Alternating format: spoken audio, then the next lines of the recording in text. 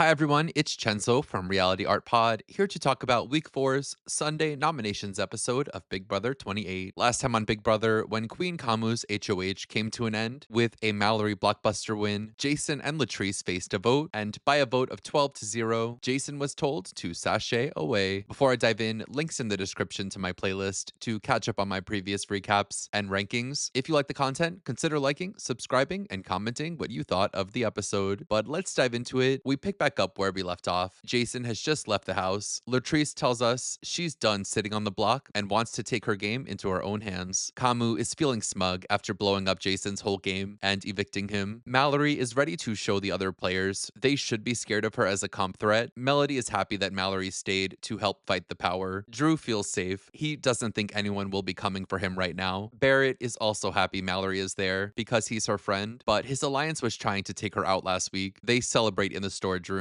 Melody, Mallory, Latrice, and Taylor agree they need to work together. They worry they don't have Drew's loyalty. Lala tells them that Haley thinks she has Drew's loyalty. Melody says about Haley that that bitch is about to be dealt with. Melody tells us Haley is always talking badly about her, with flashbacks to Haley talking about Melody, her boobs, saying she doesn't like Melody in general, impersonating Melody to Drew, mean girl energy. The top dogs strategize on Angela's lead. She, Haley, and Chuck agree they want to target Drew for his sneaky behavior. Devins is also ready to target Drew because Drew and Barrett were trying to keep Mallory last week, with flashbacks to Devins chastising Drew and Barrett in the backyard for suggesting to keep Mallory. Players head in their time machine to 1888, which Angela speculates may be ancient Egypt, but they're sent to London, where they'll be hiding from Jack the Ripper, getting clues about where Jack is planning to strike next, and hiding to avoid Jack murdering them. If Jack murders you, you're eliminated from the game. The last player standing and living will win HOH this week. They get to studying the rooms. I love the costumes for this. The costume and set team really went ham on this challenge, and they get started. Devins, Angela, Mallory, and Latrice are eliminated first. As they're hiding, Yash, Lyric, and Haley promise each other safety, and in round 2, Melody, Drew, and Dee are eliminated. Then Chuck in round 3, and Barrett, Lyric, and Taylor in round 4. It all comes down to Yash and Haley, and in the end, Haley is the only survivor of Jack the Ripper, winning HOH dressed like Nanny McPhee and all. Melody tells us she would rather have Jack the Ripper himself be HOH. Taylor thinks this is gonna be a week from hell. She makes a comment about sugar-free candy that annoys Haley already.